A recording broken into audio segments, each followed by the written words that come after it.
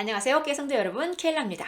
우리는 지금까지 구약을 다 끝냈고요. 그 다음에 구약과 신약 사이에 400년 중간기까지 우리가 1시간을 넘게 투자하면서 신약 1강에서 공부를 무지하게 했습니다. 그리고 지난 시간에는 2강에서는 신약에 딱 들어오면 구약에서는 저희가 만나지 못했던 인물들을 공부했는데, 예를 들면 분봉왕이 누구냐, 총독이 누구냐, 헤롯 대왕은 도대체 누구냐, 이런 것들을 사두개파, 바리새파, 에셈파, 열성당원 이러면서 그것을 공부를 했습니다. 왜냐하면 이제 신약으로 본격적으로 시작을 해야 되기 때문에 그런 백그라운드를 또 밑밥을 깔아야 갈 수 있기 때문에 2시간에 걸쳐서 공부를 했고요. 오늘부터는 그러면 신약을 본격적으로 들어가 보기로 하겠습니다.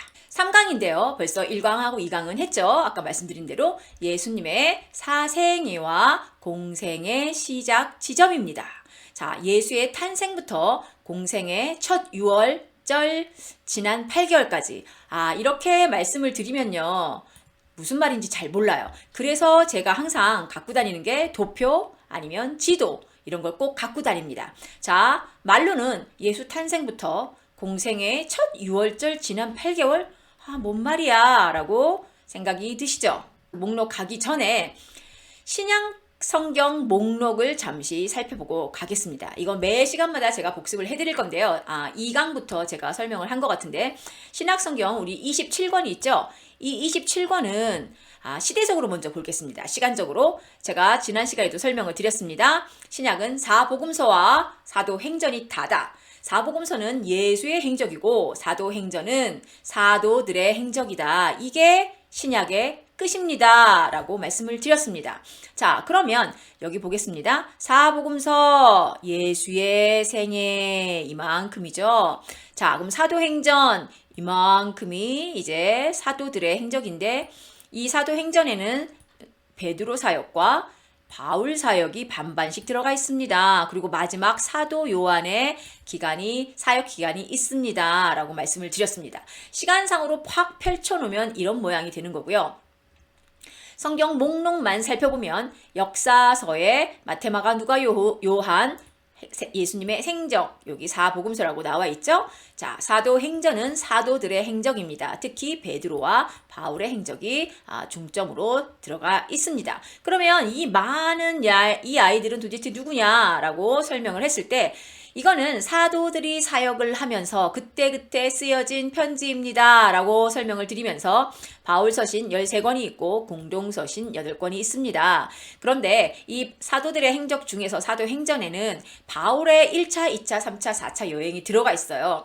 그런데 그 여행을 하면서 그 시간마다 끼어서 중간중간 끼어 읽기를 해야 되는 서신들이 바로 바울서신입니다. 그래서 바울서신은 사도행전 공부하면서 중간중간 끼어서 제가 강의도 그렇게 할 거고요. 여러분도 읽으실 때 그렇게 읽어야 한다고 제가 이 강에서 말씀을 드렸습니다. 공동서신 8권도 여기 보면 이렇게 삼각형 위에 뾰족하게 된 애들 얘네들은 바울서신이고요. 요 밑으로 역삼각형으로 된 애들 여기까지네요. 얘네들은 공동서신인데요. 시기적으로는 비슷하죠. 사도행전 안에 들어가 있습니다. 얘네들은 요한 1, 2, 3서 계시록 빼고는 하지만 베드로나 유다나 이걸 쓴 야고보나 그 사람들이 한 행적에 꼭 끼어서 같이 시간을 따라가면서 읽어야 될 필요는 없습니다. 공동서신은. 그래서 이거는 사도행전이 끝나고 나서 읽으면서 이게 이때구나 라고 알아들으시면 될 거고요. 대신 바울서신은 중간중간 1차, 2차, 3차 여행을 하면서 그때 쓰여진 책이면서 동시에 그때 사도행전에 있지 않은 사실들, 그런 역사적 사실이 그 편지에 나와 있는 경우들이 굉장히 많습니다. 마치 열왕기 상하에 나와 있지 않은 역사가 예레미야에 나와 있었던 것처럼 구약에 같이 저랑 공부하신 분들 기억나시죠? 예레미야가 예언서지만 역사가 쓰여져 있습니다. 열왕기 상하, 역대 상하에 쓰여져 있지 않은 예루살렘이 이스라엘이 망하고 난 이후의 역사는 예레미야에 쓰여져 있거든요. 그랬던 것처럼 바울 서신에는 중간중간 사도행전에 나와 있지 않은 역사적 사실들이 끼어 들어가 있습니다. 그래서 그거는 같이 끼어 읽어야 되는 거고요. 일반 서신은 그냥 읽으셔도 무방하겠습니다. 자, 이거 가기 전에 요 부분이 어디냐면 우리가 오늘 할 부분이요. 자, 요걸로 볼게요. 작은 그림인데요. 제가 누이 부탁을 드리는데 제 강의는 컴퓨터로 들어주셨으면 좋겠어요. 이면 도표가 제가 크게 넣어드리고 싶은데 가끔은 이렇게 작게 넣을 수밖에 없는 상황이 있거든요. 자, 오늘 예수의 사생애부터 시작해서요. 이 공생의 시작 요만큼만 할 건데 이게 나눌 수가 없어요. 너무 작아서. 하여튼 요만큼의 기간인데요. 자, 요만큼의 기간 중에 진짜 사복음서에 나와 있는 기간은 공생애가 훨씬 더 많겠죠. 그 공생애의 기간을 이제 딱 한 장으로 이렇게 도표로 만들어서 보여드리겠습니다. 자, 이건데요. 자, 뭔가 좀 희한하게 생겨가지고 이 복잡해 이거 어떻게 외워? 라고 생각이 드시는 분도 있을 겁니다. 그런데 어렵지 않은 거가요. 자, 우리는 요쪽 옆으로 가는 요 x와 요거를 y좌표라고 하겠습니다. x좌표, y좌표. 자, x좌표는 시간이 흘러가는 좌표입니다. 자, 6월절, 첫 번째 6월절, 두 번째 6월절, 세 번째 6월절, 네 번째 6월절까지. 왜냐하면 예수님의 공생애가 3년이잖아요. 1년, 2년, 3년까지 나오려면 6월절, 네 번째 6월절까지 나와야 하기 때문이죠. 세 번째 6월절까지 있다는 분들도 있습니다. 그런데 이제 만 3년이 나오려면 이렇게 해야 되겠죠. 그분들은 혹시 이 앞에서부터 시작했을지도 모르는데요. 그래서 저희도 이 6월절 앞에 부분을 오늘 공부합니다. 많은 분들이 첫 번째 6월절부터 예수님의 공생애가 시작됐다고 생각하시는데요. 그게 아니라 첫 번째 6월절 전에 이미 이만큼의 사건이 있었습니다. 그 사건을 오늘 한번 살펴보기로 하겠습니다. 그런데 예수님의 생애, 그러니까 결국엔 마태마가, 누가, 요한복음은 저희가 한꺼번에 공부를 할 건데요. 지난 시간 끝 마무리의 말씀을 잠깐 드렸죠. 마태마가, 누가, 요한을 털털털 털어서 한 바구니에 넣은 다음에 왜냐면 예수님의 생애 한 생애를 네 사람이 보고 적은 같은 시기의 역사서잖아요.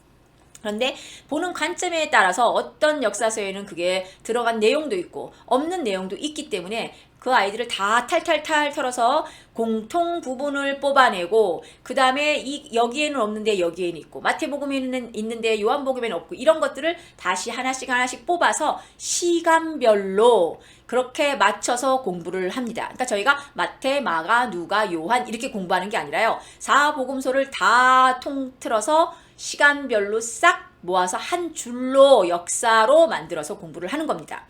그렇기 때문에 우리는 그것을 시간별로는 6월절을 기준으로 삼을 거고요.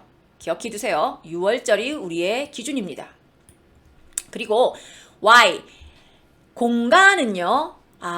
갈릴리와 예수님은 사도 바울과는 달리 갈릴리와 유대 요 두 군데만 왔다 갔다 하시면서 사역을 하셨습니다. 볼게요.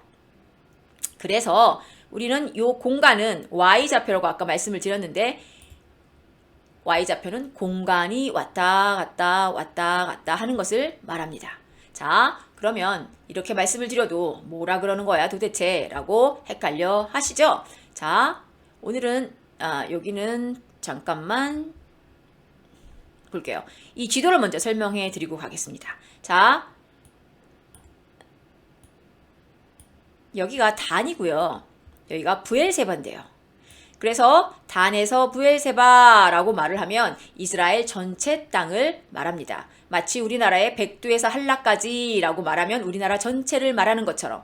그리고 제가 말씀드리고 싶은 거는 이 빨간 애들 갈릴리, 사마리아, 유대 이런 아이들은 성경책에도 유대도라는 말이 나옵니다. 그러니까 도예요. 우리나라 말로 하면 경상도, 충청도, 도죠. 이렇게 빨간색으로 쓴 아이들은.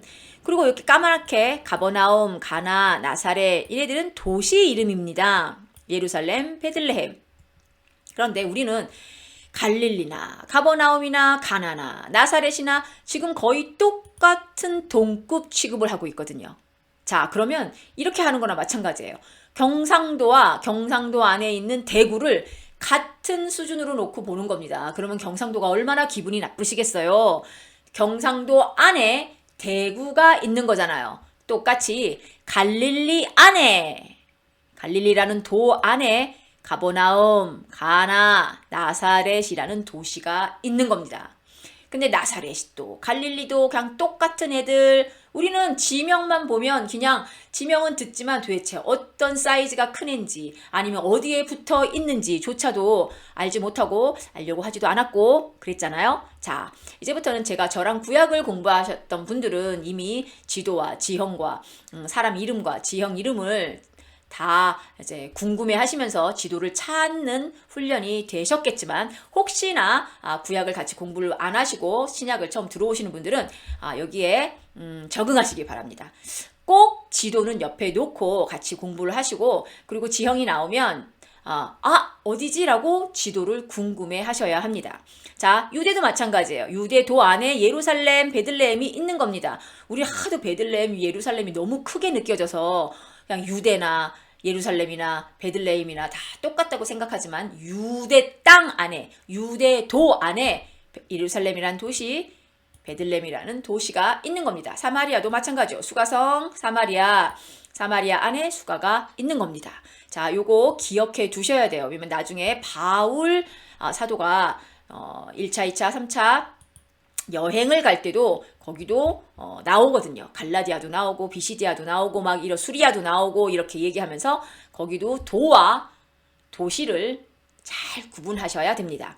그래서 오늘은 어디까지 할 거냐면 아까 말씀드렸죠? 사생에 지나서 공생의 6월절 지난 다음에 8개월까지를 오늘 공부합니다. 요만큼입니다.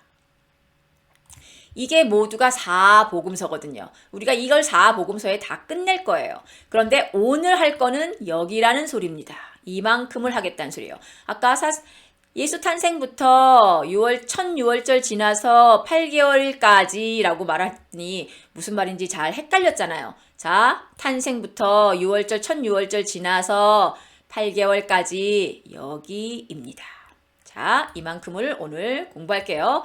표 잘 기억해 두시고요. 넘어갑니다. 자, 지도를 갖고 오긴 했습니다. 근데 제가 여기다 이제 설명을 해야 되기 때문에 이렇게 쬐끔해졌으니까 컴퓨터로 보세요. 자, 아까 말씀드린 드린 것처럼 공생의 시작은 첫 6월절이 아니고요. 많은 분들이 첫 6월절이라고 생각하시는데 첫 6월절이 아니고 그럼 언제냐? 30세 때 요때쯤입니다. 공생의 시작은 여기 30세 여기인 거죠. 자, 그러면 여기서부터 요만큼이 시간이 있어요.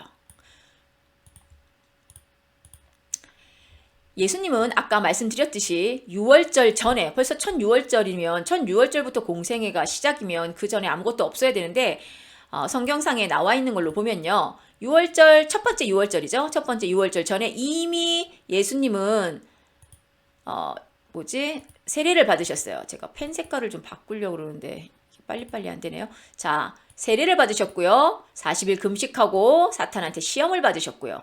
5명의 첫 번째 제자를 픽업하셨습니다. 그리고 우리가 너무나 잘 알고 있는 가나 혼인잔치 물로 포도주를 만든 첫 번째 기적을 행하셨고요. 그 다음에 가버나움까지 방문을 마칩니다. 자, 가버나움이 아까 말씀드렸듯이 원래 나사렛 예수님이잖아요. 갈릴리 안에 있는, 여기 있네요. 갈릴리 안에 있는 가장 큰 도시가 가버나움입니다. 그런데 예수님은 나사렛 출신이잖아요. 근데 예수님이 이제 공생애를 시작하시면서 로케이션을 바꾸시는데요. 나사렛은 굉장히 산골 마을, 작은 산골 마을이랍니다. 근데 가버나움은 갈릴리 중에서 여기 물가에 붙어 있잖아요. 굉장히 큰 도시인 거예요. 사람들이 굉장히 많이 다니는. 그래서 여기로 옮기십니다. 아지트를. 그래서 여기가 이제 갈릴리로 갔다 그러면 가버나움으로 갔다고 생각하시면 되는 거예요. 그래서 거기를 가려고 가버나움에 잠시 방문을 하시거든요. 자, 그것까지 이미 마치시는데요. 설명을 드렸듯이 예수님이 이미 세례를 받으셨고요. 금식을 하고 사탄한테 시험을 받으셨고요. 5명의 첫 제자 요한, 안드레, 베드로, 빌립, 나다나엘입니다. 요 정도는 외우시고 있으신 게 좋을 것 같아요. 첫 5명의 제자들. 왜냐면 그 다음에 7명의 제자들은 언제 어디서 픽업했는지 자세하게 성경에 나와 있지 않습니다. 자세하게 나와 있는 첫 5명의 제자들 이름이에요. 그래서 이 정도는 외워두시면 좋겠고요. 자, 아까 말씀드렸듯이 가나 혼인잔치에서 물로 포도주를 만드셨습니다. 그리고 가버나움 방문까지 마치셨습니다. 언제? 첫 6월절 전에 이미 이만큼의 일을 했다는 겁니다. 자, 6월절 전에 이렇게 많은 일을 하셨어요? 네. 자, 다시 도표하고 지도를 계속 보여드리기 때문에 얘가 윤리 같다 졸리 같다 하면서 사이즈가 작아지는데, 왜냐면 설명을 또 해야 되니까. 그래서 아까 말씀드린 듯이 사생애와 공생애의 분기점은 6월절이 아니고 30세 즈음입니다. 그리고 사생애는 세례 요한한테 세례를 받기 직전까지를 사생애라고 합니다. 왜냐면 이 요한한테 세례를 받는 순간 하늘에서 비둘기 같은 성령님이 내려오면서 저는 내가 사랑하는 아들이다 라고 하나님이 공표를 해 주시죠. 그때부터 예수님은 하나님의 아들로서 공생애를 시작하게 되는 겁니다. 자, 이예시 사모님은 그래서 6월절 이전 30세부터 6월절 첫 번째 6월절 요 기간을 앞자투리 공생애라고 이름을 붙이셨더라고요. 요만큼 말씀하시는 거죠? 저도 그냥 따라 하겠습니다. 뭐 다른 좋은 말이 없더라고요. 자, 세례 요한 집회 장소를 향한 장거리 여행을 준비하시는데요. 제가 지금 어디를 설명하고 있냐면요. 요 공생의 시작 30세를 말씀드리고 있습니다. 자, 이때 왜 50일 정도냐? 자, 가서 뭐 하시죠? 말씀드렸죠? 금식 하신다고 그랬어요. 금식 며칠 했는지 여러분 모두 다 아시죠? 40일 금식을 하셨고요. 그러면 오는 길, 가는 길 합해서 얼추 50일 정도 될 거다. 첫 공생애를 시작하기 위해서 짐을 꾸리는 시간입니다. 그래서 50일 준비를 하셔가지고 어디로 가느냐? 지금 나사렛에 있잖아요. 그냥 갈릴리라고 아까 갈릴리와 유대만 왔다 갔다 하신다 그랬으니까 물론 이쪽도 배려하긴 하지만 유대라고 치겠습니다. 왜냐면 왜 여기를 제가 말씀드리냐면 세례 요한의 활동 지역이기 때문입니다. 여기서 세례를 주고 예수님이 여기서 세례를 받으세요. 자, 준비를 하셔서 가실 준비를 하는데요. 자, 우리가 가서 누구를 만나요? 예수님이 세례 요한을 만납니다. 자, 세례 요한과 예수님의 만나기 왜 구약과 신약의 만남일까요? 자, 구약의 말라기 마지막에 크고 두려운 여호와의 날이 이르기 전에 내가 엘리야를 다시 보내리라 라고 하는 말라기 선지자의 마지막 예언 기억하십니까? 그 마지막에 예언했던 그 엘리야가 누구냐? 바로 세례 요한이다 라고 말씀을 드렸고요. 아시죠? 요단강 이쪽 동편에서 엘리야가 거기서 승천하셨고요. 세례 요한의 사역지도 바로 이 자리입니다. 똑같은 곳에 엘리야가 간 곳으로 세례 요한이 온 거죠. 자, 그러면 세례 요한은 엘리야 구약입니다. 그 구약과 예수님의 만남인 거죠. 이 자리가 여기서 옵니다. 마태복음 17장 11절에서 13절, 마태복음 11장 13절에서 14절을 읽어보시면 자세하게 나와 있고요. 자, 여기서 아까 제가 시간은 6월절, 장소는 갈릴리 유대, 그렇게 X좌표, Y좌표 보면서 예수님의 사생애, 공생애, 사역을, 그러니까 사복음서를 정리하겠습니다. 라고 말씀을 드렸죠. 자, 삑삑삑 처음으로 장소 이동이 시작됩니다.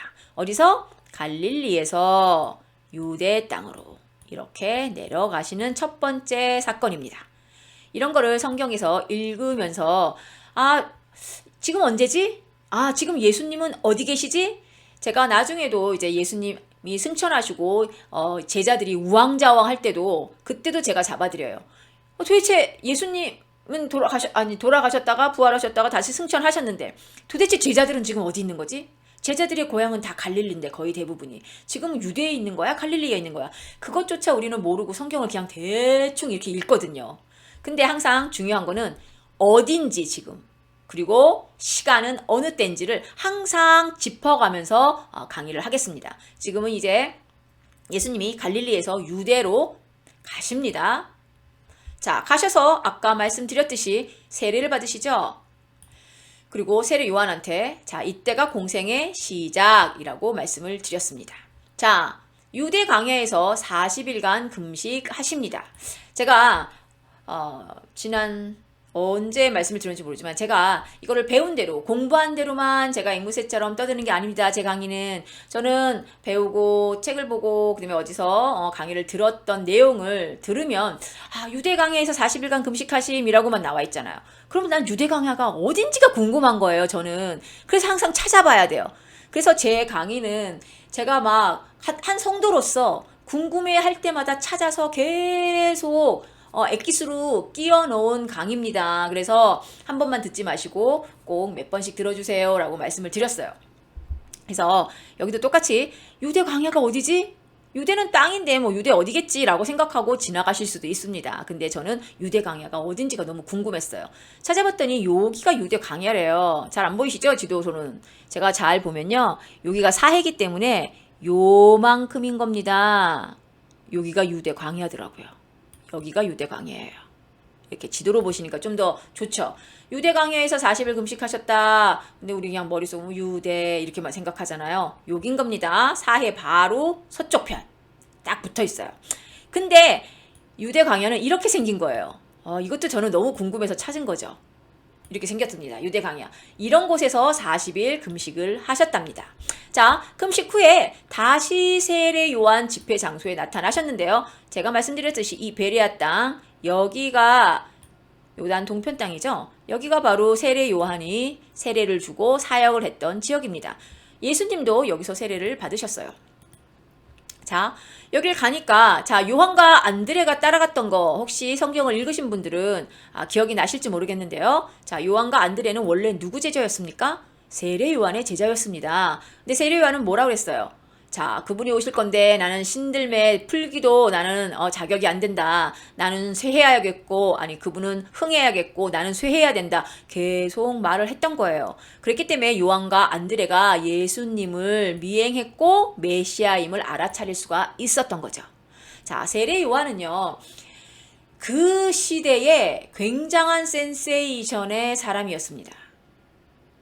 그러니까 예수님이 나타났을 때는 그냥 예수님이 꼭 세례 요한의 아류작 정도였을 거예요. 그 정도로 센세이션이었습니다. 그런데 예수님이 진짜잖아요. 원래 메시아죠. 근데 많은 사람들이 세례 요한을 칭송했습니다. 그런데 세례 요한은 자기 주제를 정확하게 알았죠. 메시아의 길을 준비하는 사람이라는 거. 자기가 메시아가 아니라는 거예요. 사람들이 아무리 자기를 따르고 칭송하고 막 프레이즈를 해도 자기는 예수가 아니라는 것을 알았던 사람입니다.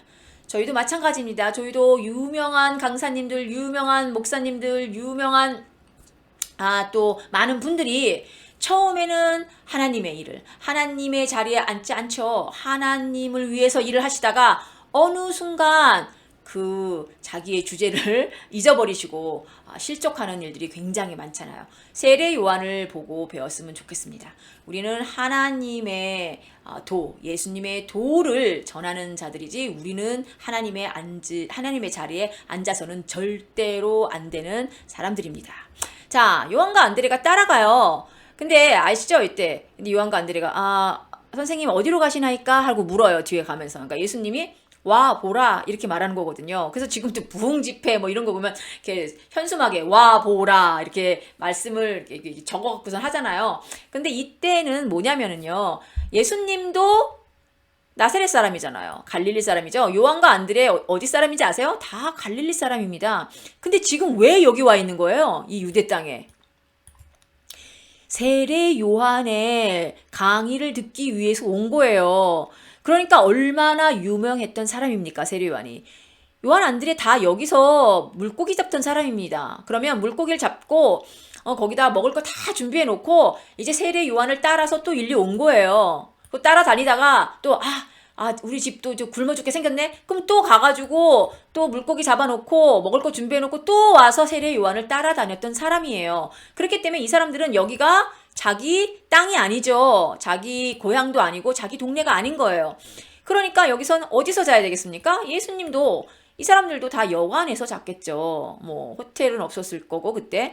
그러니까 요한과 안드레가 궁금했던 거는 예수님이 도대체 어디서 묵으시는 거지? 라고 그거를 물어본 거고요. 예수님도 따라와 봐. 나 여기서 묵어. 라고 말씀하신 거예요. 그래서 거기서 밤새도록 얘기를 하면서 메시아임을 알아차리고요. 그래서 요한하고 안드레가 막 내려와서 베드로를 먼저 만나서 나 메시아를 만났다고 얘기를 하고요. 그 다음에 베드로도 그때 그래서 예수님을 만납니다.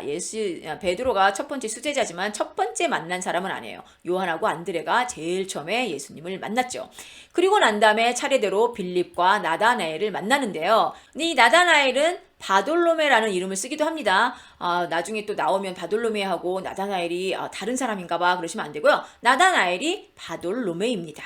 자, 이렇게 해서 5명의 첫 번째 제자를 만나시죠. 자, 다시 도표를 오면서 볼까요? 자, 여기까지 하고 이게 아까 말씀드린 50일 정도의 기간 중에 일어난 일입니다. 이게 다 하셨으니까 다시 올라가십니다. 어디로 가냐면 갈릴리로 가죠. 제가 자꾸 여기서 올라간다고 얘기를 하는데요. 이스라엘 사람들은 유대 땅에 예루살렘에 갈 때 올라간다는 표현을 하는 거 아시죠? 왜냐면은 이스라엘 사람들한테는 예루살렘이 온 세계의 중심이에요. 그러니까는 그건 거죠. 우리나라 사람이 서울 올라간다 얘기할 때 어디로 가든지 서울 올라간다 이렇게 얘기하듯이 예루살렘에 갈 때, 유대 땅을 갈 땐 올라간다라고 얘기를 합니다. 그래서 갈릴리가 북쪽인데도 불구하고 예루살렘에 갈 때는 예루살렘으로 올라갈세라는 성경이 그렇게 나와 있는 거예요. 자, 근데 제가 자꾸 이 동서남북을 생각하다 보니까 갈릴리 가는 걸 자꾸 올라간다고 제가 표현을 하는데요. 아무튼 여기서 50일 동안의 기간에 세례도 받으시고 금식도 하시고 5명의 제자를 픽업하시고 그 다음에 다시 갈릴리로 가십니다. 여기서 다시 장소 이동이에요. 성경을 그냥 막 대충 읽지 마시고 여기서 이렇게 하시고 그 다음에 갈릴리로 다시 가시는구나. 왜? 그 다음 장면이 뭐가 나오냐면요. 자, 유대에서 갈릴리로 지금 가는 거죠. 이 유대에서 지금 유대 땅에 있는 거죠. 유대 땅에 이쪽에서 세례 받으시고 베레아, 여기가 아니라 여기 베레아에서 자, 유대에서 갈릴리로 다시 장소 이동하시기 직전입니다. 자, 갈릴리로 나가려라는 이런 말이 나와요. 요한복음 1장 43절에. 이걸 보고 우리가 캐치발 하는 겁니다. 갈릴리로 나가려. 지금 갑자기 여기 계신데 갈릴리로 나가려. 근데 우리는 그냥 갈릴리 호수로 나가려시나? 이렇게 생각할 수도 있거든요. 지금 예수님이 어디 계신데? 그러면 여기 어디쯤 계시는데 갈릴리 이 바다, 이게 갈릴리니까 이 갈릴리 바다로 가려고 그러나? 그럼 지금 갈릴리에 계시나? 이렇게 생각조차도 안 하고 그냥 갈릴리로 나가려 그냥 휙 읽잖아요. 이게 바로 키포인트인 거죠. 지금 유대 땅에 있었는데 갈릴리로 나가려? 이제 가시구나. 갈릴리로. 이렇게 생각하셔야 된다는 겁니다. 자, 가나 혼인잔치. 우리가 너무 잘하는 거죠? 볼게요. 자, 유대 땅에서 갈릴리로 가시는 길에 가나가 있잖아요. 여기 가나. 그쵸? 이 가나에서 혼인잔치를 합니다. 그래서 물로 포도주를 만드는 기적을 베푸시죠. 그 다음에 가버나움을 잠깐 방문을 한다고 아까 얘기했어요. 왜냐면은 원래 나사렛에 사시는 분이신데 근데 나사렛은 굉장히 산골 마을, 조그만 마을인데 이제 전도하시고 공생애를 사시기 위해서 큰 도시 가버나움으로 옮기시거든요. 그런데 이 가버나움으로 옮기기 직전에 잠깐 가서 방문을 하십니다. 한번 보신 것 같아요. 가서 여기로 옮기는 게 어떨까라고. 그걸 보는 게 이 가버나움 방문이라고 하거든요. 자, 요거까지 하고 갈릴리 이제 나사렛으로 돌아가는 거죠. 누구와 함께? 5 제자들입니다. 그런데 많은 분들이 여기서 제자들이라고 나오니까 이미 12제자를 다 셋업한지 아시는데요. 아닙니다. 첫 번째 5명의 제자를 픽업한 요 5명의 제자만 올라갔겠죠. 왜냐면은 나머지 7명은 아직 픽업하지 않고 컨펌이 안 된 상황입니다. 자, 그리고 나서 갈릴리로 가서 가버나움까지 갔다가 거기 계시다가 이제 첫 번째 유월절이 드디어 다가오는 겁니다. 유월절 첫 번째 여기죠. 유월절 여기입니다. 지금까지 제가 요만큼 설명을 드렸어요. 얘기하다 보니까 요 사생일을 잠깐 빼먹었네요. 그러면 6월절 들어가기 전에 사생애를 잠깐 해드리겠습니다. 자, 요셉과 마리아가 나사렛에 거주했어요. 자, 나사렛은 여기입니다. 그런데 자, 베들레헴에 가서 예수님을 낳습니다. 베들레헴은 여기입니다. 왜 갔는지 이미 성경을 아시는 분들은 아시죠? 누가복음에 아구스도가 명을 해서 각 고향에 가서 호적하라 명하매 라는 우리 성경 구절이 나옵니다. 제가 신구약 중간 400년에 이미 백그라운드 설명을 하면서 그 아구스도가 바로 옥타비아누스인데 옥타비아누스는 로마의 첫 번째 황제입니다. 갑자기 세계사가 됐죠? 네, 신구약 중간 400년은 세계사를 공부하지 않고는 저희가 신약을 이해할 수 없기 때문에 제가 1시간 좀 넘게 걸려서 설명을 굉장히 자세하게 해놓은 신구약 중간 400년이 있습니다. 신약 1강에 있는데요. 안 들으신 분들은 꼭 먼저 그거를 들으시고 오셨으면 좋겠어요. 자, 우리 성경에는 아구스도라고 되어 있지만 원래는 옥타비아누스다. 근데 그 옥타비아누스가 누구냐? 우리가 너무너무 잘 알고 있는 율리어스 시저의 양아들이다 라는 설명을 쭉 해드렸습니다. 굉장히 재밌게. 자, 일단은 그래서 나사렛에서 베들레헴으로 갔죠. 근데 베들레헴에서 났더니 그때의 헤롯 왕은 제가 그래서 신약은 배경이 완전히 로마인데 로마의 황제도 있고 헤롯 왕도 있고 제사장도 있고 이러면서 제가 그거를 도표를 만든 게 있어요. 앞으로 보여드릴 건데요. 자, 이때의 로마의 황제는 아구스도 옥타비아누스였고요. 그러니까 유대를 다스리는 헤롯의 왕, 헤롯 대왕은 대헤롯 왕이었습니다. 자, 헤롯이 우리 성경에 헤롯이라고 나오는데 헤롯 안티파스, 헤롯 아그리빠 이런 거 들어보셨죠? 그런데 여기에서 이 헤롯은 대헤롯입니다. 예수님이 태어나자마자 아니 내가 왕인데 왕이 또 태어났다고 하고 죽이려고 했던 대헤롯입니다. 그래서 대헤롯이 죽이려고 하니까 애굽으로 피신을 가잖아요. 애굽으로 피신을 갔다가 이제 대헤롯이 죽고 다시 올라가는데 베들레헴으로 가지 않고 나사렛으로 직접 갑니다. 이유를 성경에는 이렇게 나와 있어요.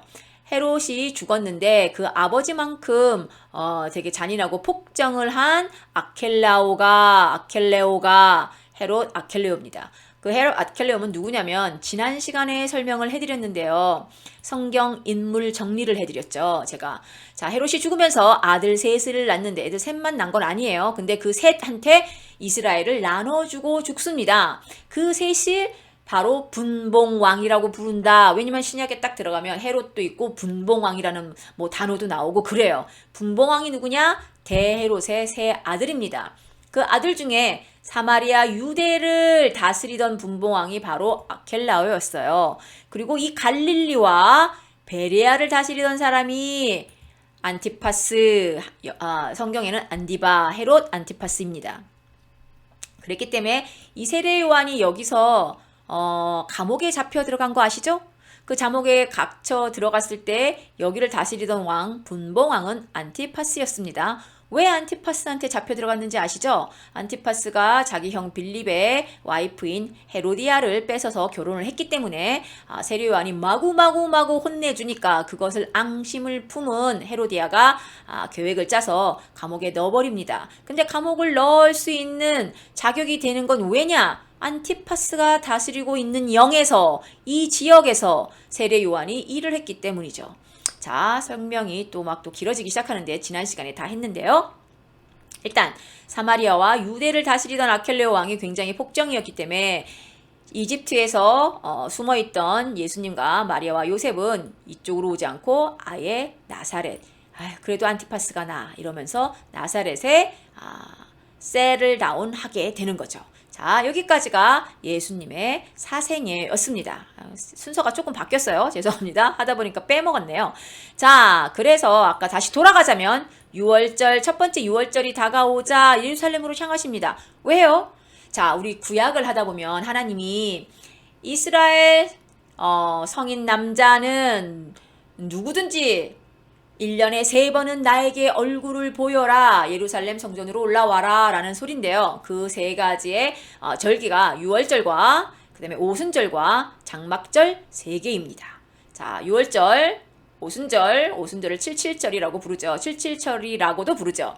그 다음에 장막절, 초막절이라고도 부릅니다. 그 세 절기는 무조건 성전에 올라갔어야 되는 명령이 있었어요. 그렇기 때문에 예수님도 이제 제자들과 함께 다시 예루살렘으로 향하십니다. 자, 어디냐면요. 도표로 보자면 여기죠. 첫 번째 유월절. 이미 여기서 세례받고 50일 동안 있다가 올라가는 길에 가나 혼인잔치 가버나움 방문까지 했는데 지금은 그럼 어디 계신다고요? 갈릴리에 계시는 거예요. 근데 이제 첫 번째 유월절이 찾아오자 다시 예루살렘 유대로 올라가십니다.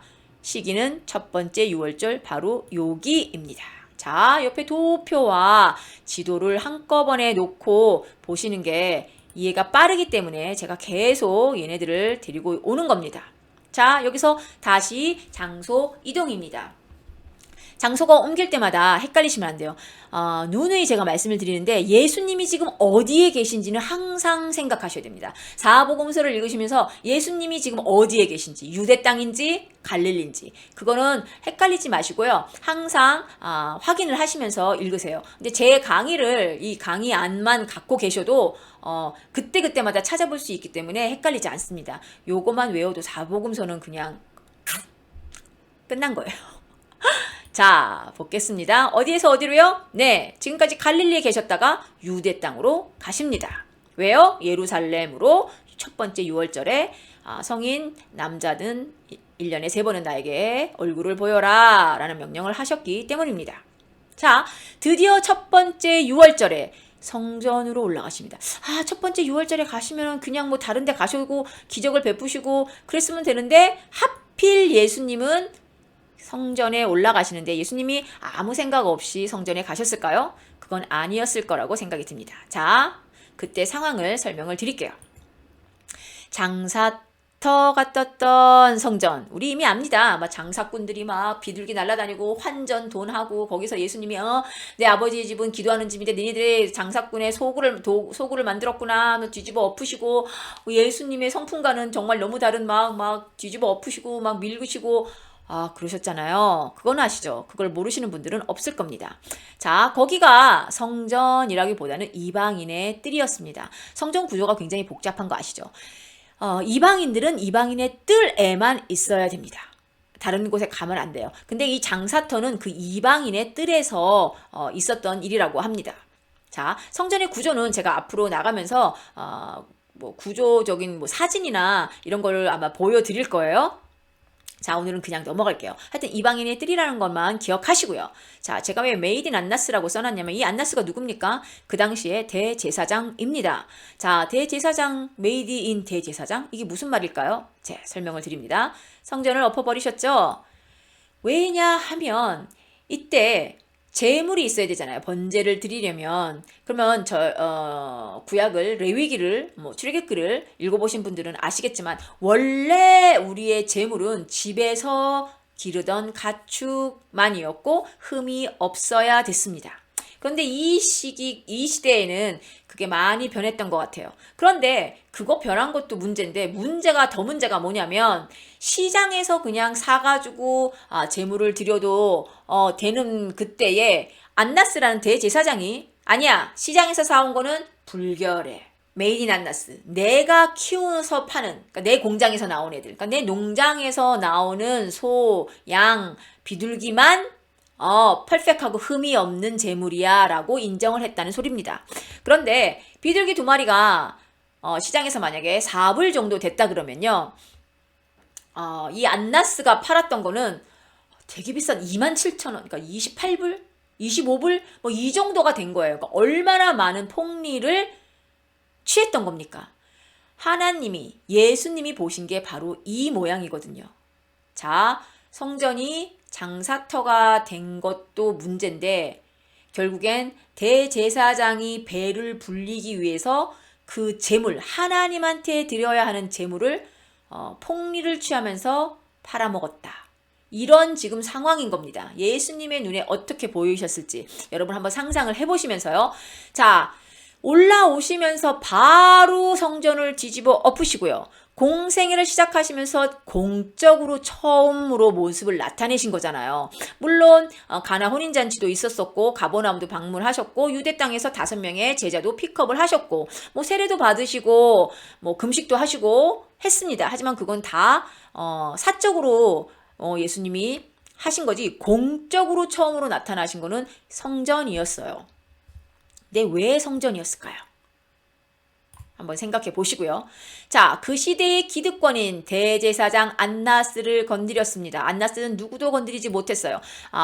신구약 중간 400년에 설명하다가 제가 하스몬 왕가가 그 중에 100년을 마카비 혁명 얘기하면서 100년을 독립을 했었다. 이스라엘도. 그런데 그때의 하스몬 왕가는 왕이면서 대제사장이었다. 그랬기 때문에 대제사장은 그때부터 대제사장 그러면 가장 기득권을 가진 권력자다라는 대명사가 됐다라고 설명을 드렸습니다. 자, 대제사장은 권력가였습니다. 그 당시에 아무도 안나스를 건드리지 못했던 시기예요. 그런데 예수님이 나타나셔서 안나스를 건드리시죠.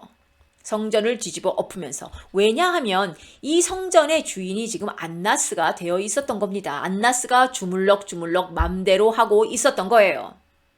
자, 이 사건은 모두 다 아시겠지만 예수님이 내가 성전의 주인이다 라는 것을 선포하신 사건입니다.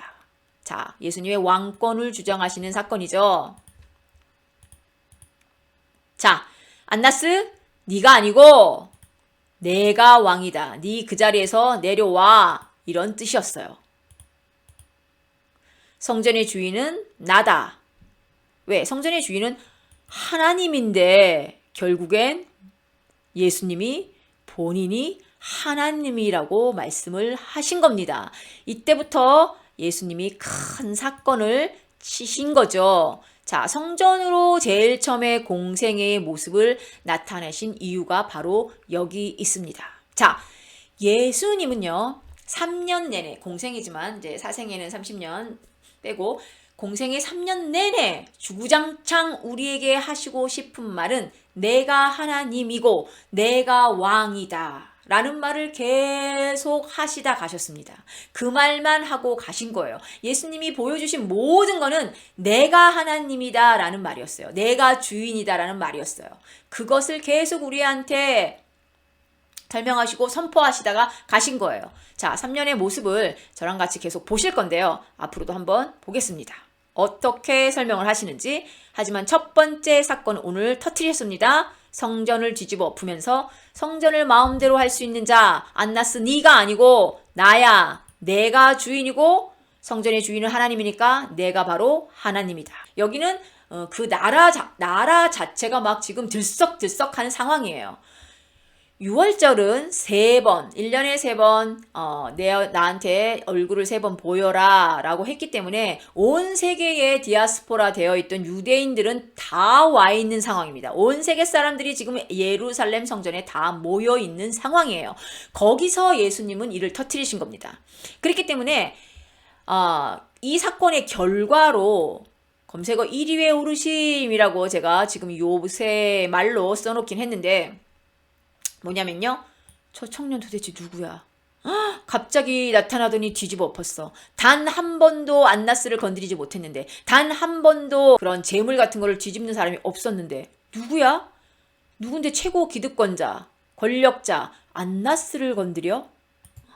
누군데 성전을 뒤집어 엎어? 도대체 누구야? 그 궁금증을 불러 일으킵니다. 예수님이 일부러 만드세요. 그 여론을. 왜냐?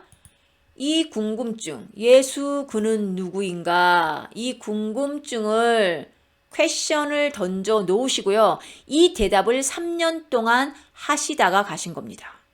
예수는 누구인가? 이 예수는 누구인가는요. 제가 지금 조직신학도 시작을 했잖아요. 근데 앞으로 좀 할 게 많지만 제가 그 영상은 자주 못 올려드리는데요. 제가 일단은 성경 1독부터 올리고 있기 때문에 인트로만, 서론만 제가 영상이 지금 올라가 있는 상황인데, 이게 바로 그 조직신학 중에서 기독론이라는 닥트린입니다. 굉장히 중요한 닥트린이죠.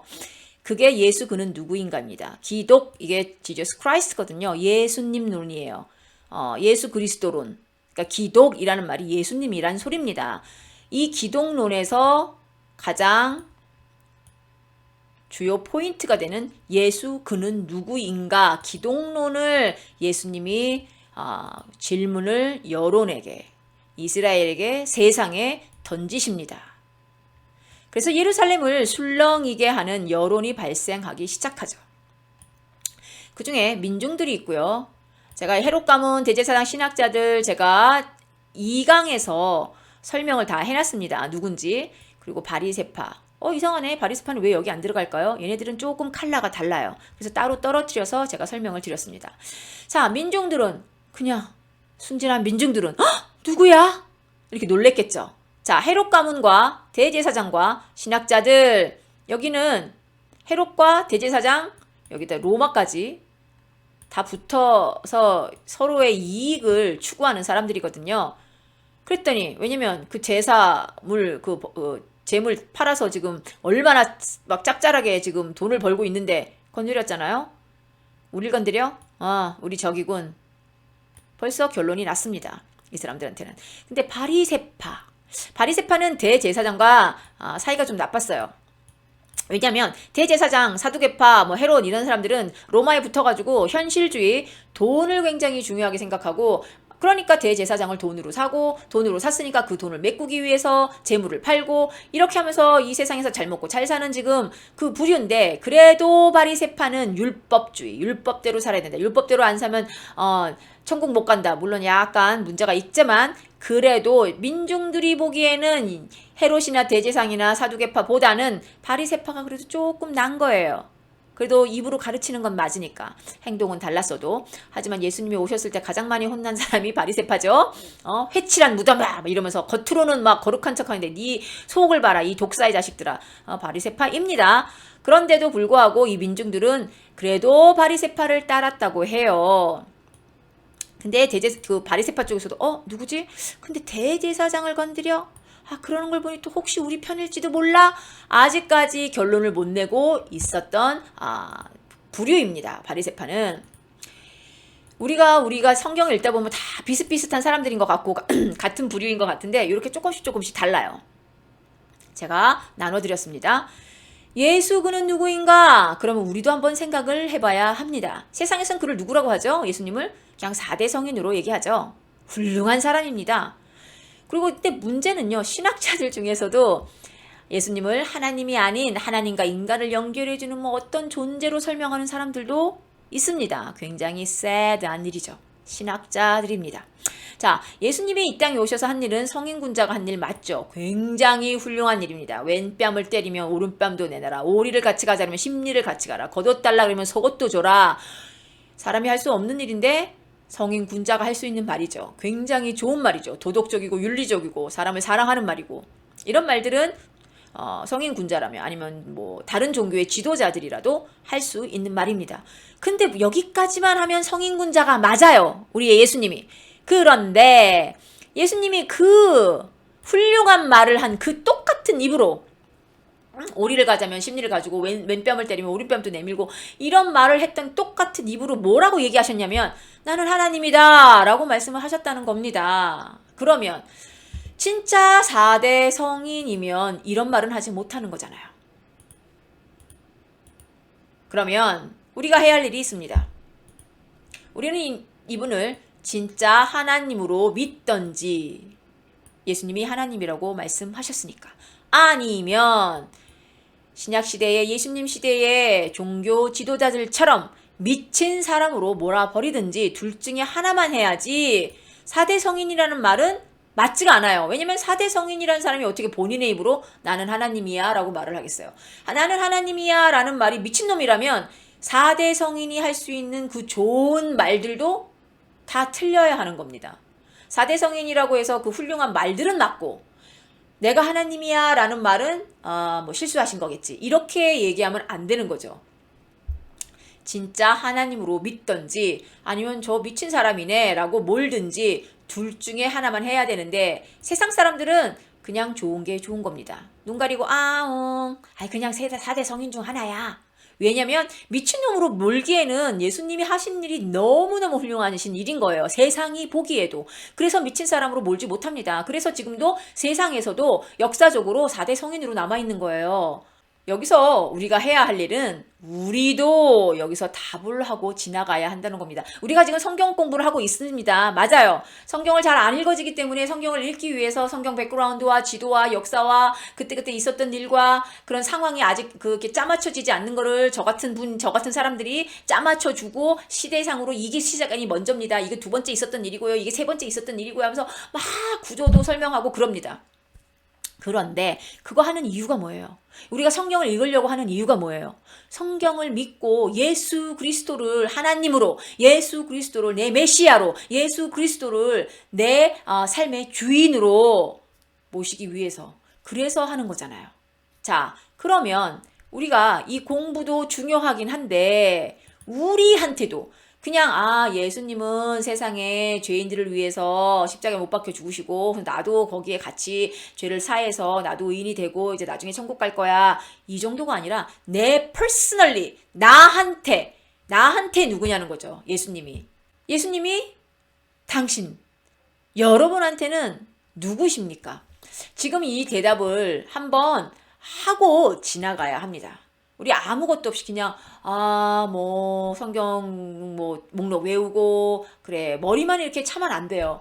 머리만 차고 이 심장이 이 하트가 차지 않으면 잘못 가게 되어 있습니다. 물론 머리는 텅 비고 이 하트만 뜨거워서도 안 되는 거 아시죠? 자, 우리가 배웠으면 그 배운 것이 우리의 마음을 뜨겁게 해서 정말 예수 그는 누구인가? 나한테 도대체 예수님은 누구지? 라고 생각을 깊게 한번 하고 넘어가야 합니다. 다시 공부로 들어갑니다. 자, 6월절 첫 번째 6월절 이후에 8개월간 행적을 정리하겠습니다. 자, 어디냐면요. 바로 여기입니다. 도표가 있으니까 편하죠. 6월절 1, 이거 색깔을 파랑으로 바꿔야 되겠어요. 이 빨간색이 많으니까 파란색으로 잠깐. 자, 첫 번째 6월절 여기부터 어디까지요? 이만큼을 하겠다는 소리죠. 8개월 요만큼. 자, 12월까지 보는 겁니다. 4월이고요. 자, 6월절이 4월인데 이거는 유대력이 아닙니다. 우리의 지금 세상력이에요. 우리 달력으로 봤을 때 4월이고 12월은 여기가 수전절인데요. 수전절도 제가 신구약 중간 400년 하면서 마카비 혁명 얘기하면서 설명을 드렸습니다. 왜냐하면 수전절은 구약에는 없는 절기인데 갑자기 예수님이 수전절에 성전에 올라가서 설교 말씀을 하시거든요. 갑자기 튀어나온 수전절은 무엇인가? 라고 설명하면서 마카비 전쟁 설명한 적이 있습니다. 그러니까 꼭 1강 먼저 들으시고 이 강의 들으셨으면 좋겠습니다. 자, 예수님은 요만큼 한다고 했죠? 자, 첫 번째 6월절 성전을 뒤집으셨습니다. 아셨죠? 지금 아까 하셨죠? 같이 했죠? 자, 큰 사건을 치시고 사기꾼이나 아마 미친놈이나 그랬으면 도망갔을 겁니다. 자기가 사기친 거를 어떻게 하겠어요? 내가 하나님이다 했으니 성전의 주인이 나다 했으니 잡혀서 죽지 않으려면 도망갔겠죠. 근데 도망가지 않으셨습니다. 무려 8개월간을 요만큼인데 이때 유대에 있던 겁니다. 유대에. 자, 볼게요. 그때 무려 8개월간을 유대에서 이적을 베푸시고 말씀을 전파하셨습니다. 그리고 그때 하신 일이 뭐냐면 세례 요한의 제자들을 그때 접수하세요. 첫 번째 오셨을 때 5명의 제자 다 세례 요한의 제자라고 말씀을 드렸습니다. 세례 요한의 제자 5명의 제자만 픽업을 하셨는데요. 세례 요한 제자들을 다 접수를 하십니다. 왜냐면 그때 무슨 일이 일어나냐면 세례 요한이 그때 투옥이 돼요. 그렇기 때문에 이 세례 요한의 제자들을 자연스럽게 예수님이 접수하게 되는 거고요. 그 시대의 백그라운드는 세례 요한 운동이 이제 마무리됩니다. 세례 요한이 말했듯이 나는 쇠해야겠고 그분은 흥해야 된다라는 이제 그 일이 지금 일어나고 있는 거죠. 예수님이 나타나셨고 예수님이 오시기 전에 예수님의 길을 예비했던 세례 요한은 예수님이 나타나시고 이제 쇠하기 시작합니다. 이 백그라운드를 제가 드리는 거를 생각을 하시고 성경을 읽으셔야 이게 어떤 상황이구나 라고 이해가 되실 거예요. 자, 그동안에 니고데모가 방문하는데 이 니고데모는 바리새파 사람입니다. 아무래도 예수님이 메시아인 것 같아. 그래서 밤에 찾아오죠. 그래서 그때 가장 유명한 말을 해요. 우리가 어렸을 때 가장 먼저 외웠던 성경 구절이 아닌가 싶습니다. 하나님이 세상을 이처럼 사랑하사 3장 16절이죠. 이 말씀을 예수님이 니고데모한테 하신 말씀입니다. 예수님이 하신 말씀이에요. 하나님이 세상을 이처럼 사랑하사 독생자를 주셨으니 이를 저를 믿는 자마다 멸망치 않고 영생을 얻으리로다 라는 말씀. 니고데모한테 바리새파면 그 당시에 신학학자 중에서도 신학 박사님이십니다. 그 니고데모한테 거듭나야 된다라고 얘기했더니 아니 우리가 어떻게 엄마 뱃속에 들어가서 다시 나을 수 있습니까? 라고 얘기했잖아요. 아니 어쩜 신학 박사님이 그런 말씀을 하실 수 있을까요? 그러니까 거듭난다는 뜻도 몰랐던 거예요. 그래도 니고데모는 바리새파 중에서도 가장 깨어있다고 생각하는 사람인데 그랬으니까 예수님을 찾아왔겠죠. 자, 그 8개월 동안의 일을 정리해 드렸습니다. 자, 8개월 동안의 기간은 바로 여기고요. 파란색으로 되어 있겠죠? 네, 여기고요. 그동안에 있었던 일은 도망치지 않으시고 이적을 베푸시고 말씀 전포하시고 세례요한 제자들 접수하시고 추종자들을 만드시고 그동안에 니고데모도 만나셨다. 그래서 거기서 유명한 하나님이 세상을 이처럼 사랑하사라는 말씀을 하셨다. 자, 그 다음에 할 일을 다 끝나셨으니 또 어디로 이동을 하시겠어요? 자, 장소 이동하시겠구나 라고 생각을 항상 머릿속에 하셔야 됩니다. 자, 이제 다시 장소 이동을 하십니다. 이제는 어디로 가시겠어요? 지금까지 유대에서 8개월 동안 있었다고 말씀을 드렸잖아요. 자, 유대에서 갈릴리로 또 가십니다. 자, 이건 또 어떻게 알죠? 성경에서 찾아야 돼요. 아까 말씀 갈릴리로 나가려 하시니라고 얘기했을 때 유대 땅에 있었는데 갈릴리 가시는구나 이렇게 얘기했듯이 또 거기서 다시 6월절, 첫 번째 6월절이 됐을 때, 6월절 돼서 이제 예루살렘으로 향하시니, 이런, 센텐스들을 우리가 이렇게 픽업을 해야 돼요. 눈에 탁탁 띄어야 되거든요. 그래야지, 예수님이 이제 유대 땅에 왔다가, 다시 갈릴리로 가시는구나. 갈릴리에 계셨는데, 이제 첫 번째 6월절이 돼가지고 다시 예루살렘으로 가시는구나.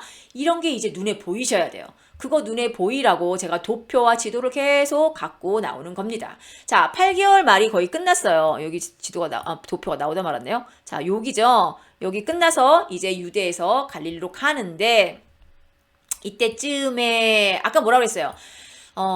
민중들은 누구지? 그랬고 헤롯이나 무슨 그 사두개파나 아니면은 그 헤롯 왕이나 대제사장파나 거기는 아예 처음부터 우리 적이네 라고 결론 내렸는데 바리새파는 계속 긴가민가 우리 편인가 아니면은 대제사장을 공격한 거 보니까 우리 편일 수도 있고 막 받아보는데 보다 보니까 아니다 우리 적이네. 왜냐하면 제가 지난 시간에 설명했는데 자 사두개파나 대제사장이나 헤롯 그쪽 계파는요 돈을 많이 밝히고 이랬기 때문에 민중들이 좋아하지 않았어요. 따르지 않았습니다. 근데 아까도 잠깐 말씀을 드렸듯이 바리새파는 행동은 안 했지만 말하는 거, 율법을 강조하는 거, 무슨 말씀을 강조하는 거는 그래도 민중들이 봤을 때에 대제사장보다는 바리새파 쪽이 나았기 때문에 바리새파는 민중을 등에 업고 있었습니다. 바리새파는 돈은 없었어요. 대신 민중의 힘을 자기네가 갖고 있었던 사람들이에요.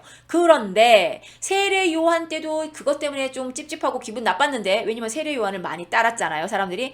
그런데 갑자기 예수가 나타나더니 처음에는 세례 요한한테 세례도 받고 그래가지고 세례 요한보다 좀 덜한 사람인가 했는데 이건 웬걸 예수님은 세례 요한하고 비교할 수 없을 정도의 인물이었던 거예요. 그러니 민중들이 다 바리새파를 등지고 예수님한테 몰려갔겠죠. 그러니까 바리새파가 우리 적이네 라고 결론을 지었는데 그거를 예수님께서 알았다는 겁니다.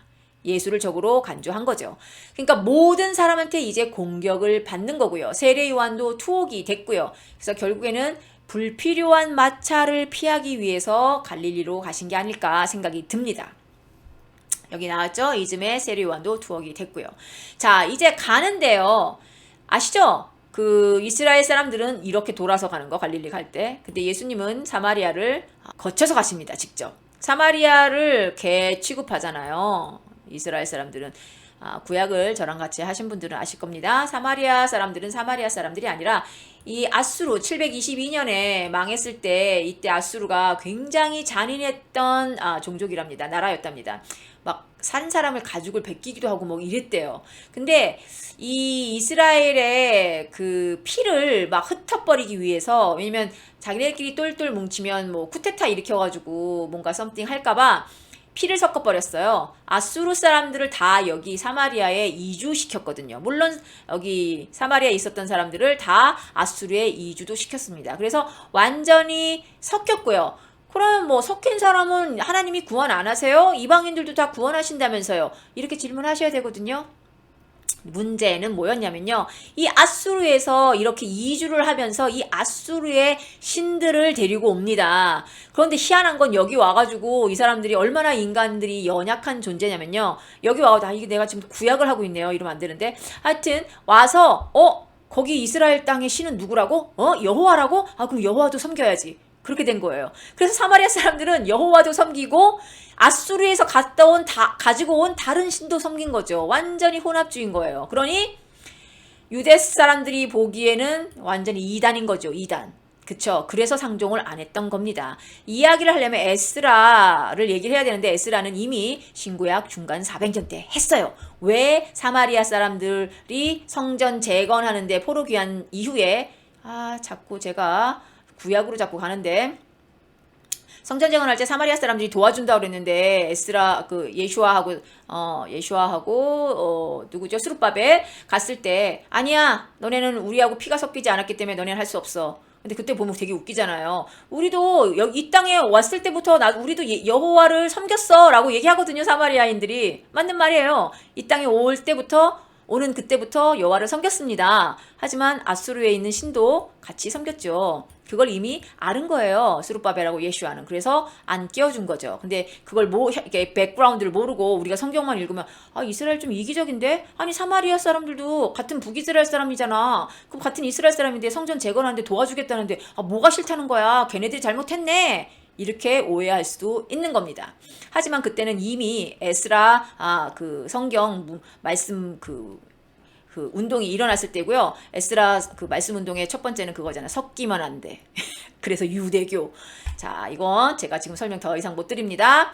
마지막 구약을 들으시든지 아니면 신구약 중간 400년 살짝 나올 겁니다. 이렇게 제가 반복을 계속하고 이러기 때문에 제가 진도가 가장 빨리빨리 못 나갔어요. 시간도 길어지고. 빨리 갑시다. 자, 그래서 이쯤에 됐고 갈릴리로 가는 길에 사마리아 여인을 만나요. 사마리아 여인 얘기는 너무나 잘 알고 많은 분들이 설교를 하셨기 때문에 저는 안 합니다. 자, 여기서 제가 짚고 넘어가야 할 것은 아까 계속 말씀을 드렸잖아요. 4월에서 12월 8개월이다. 8개월이라 계속 얘기하는데 그럼 이 8개월은 도대체 어디서 나온 거예요? 라고 또 질문을 하셔야 되는데요. 자, 성경에 나와 있습니다. 요한복음 4장 35절에 보면요. 이때가 언제냐면 사마리아 여인을 만나고 그 사마리아 여인을 만나기 전에 이제 제자들은 예수님 출출하실까봐 이제 먹을 거를 구하러 가잖아요. 그때 살짝 사마리아 여인이 와서 만나거든요. 그러면서 사마리아 여인은 가고 그러면서 이제 이거 좀 드세요. 그랬더니 아니다. 나한테 양식은 뭐 하나님의 일을 하는 것, 하나님의 일을 성취하는 것, 그게 나한텐 양식이야. 그랬더니 제자들이 저 여자가 우리 뭐 예수님 뭐 줬나? 이렇게 얘기할 때 하신 말씀이 이건데요. 너희는 넉 달이 지나야 추수할 때가 이르겠다 하지 아니하느냐. 그런데 봐라 벌써 하얘지고 추수할 때가 됐다라고 말씀하시는 내용이 나오는데요. 자, 보세요. 너희는 넉 달이 지나야 추수할 때. 자, 추수할 때가 어디냐면요. 여기는 6월절입니다. 그러니까 6월절이 되려면 어디라고 그랬어요? 4월이잖아요. 지금 여기 4월밖에 안 나왔는데 지금 넉 달이 지나면 추수할 때래요. 그러면 지금은 언제겠어요? 12월이겠죠. 12월이니까 1, 2, 3, 4. 4달이 지나면 다시 6월절이 온다고 너네들 얘기하는데 라는 거예요. 사마리아 여인을 만날 때. 언제? 지금 유대 땅에서 갈릴리로 올라가는 중간에. 그러면 지금은 12월. 근데 6월절 첫 번째 6월절에 지금 유대로 갔으니까 첫 번째 6월절은 4월. 그럼 4월에서 12월까지는 계산을 해보시면 8개월. 그래서 유대 땅에 8개월이 있었구나 라는 답이 나오는 겁니다. 이런 걸 하나하나 생각하면서 이렇게 찝어내면서 읽을 수 있으면 굉장히 좋을 건데, 힘드시죠? 그래서 저 같은 사람이 이렇게 찍어 드리는 겁니다. 그래서 그냥 일단은 무조건 외우시고요. 외우시고 나고 듣고 난 다음에 성경을 읽을 때, 이거구나 라고 한번 생각을 하시면 그 다음에 잊어버리지 않습니다. 오늘은 여기까지 예수님의 탄생부터 첫 번째 유월절 지나서 8개월의 예수님의 사역을 봤습니다. 자, 다음 주에는 그 8개월 이후에 또 두 번째 유월절 사건과 그 다음에 유월절 지나서 이제 갈릴리 1차 사역을 볼 건데요. 자, 오늘의 잊어버리지 말아야 할 것은 예수님의 사역은 사복음서에 다 나와 있는데 우리는 사복음서를 마태, 마가, 누가, 요한 따로따로 공부하지 않는다. 어떻게 할 거냐면 사복음서를 그냥 다 소쿠리에 넣고 털털털 털어서 시간별로 한 줄로 묶어 드릴 겁니다. 그리고 그게 어떤 공간에 있는 건지, 지금은 몇 번째 유월절인지를 계속 반복해서 알려드리면서 여러분들이 신약, 특히 사복음서 예수님의 사생애와 공생애를 공부할 때 헷갈리지 않도록 제가 도움을 드릴 거예요. 자, 오늘 상강 여기까지고요. 지금까지 깨어있는 성도님들과 함께한 켈라였습니다. 감사합니다.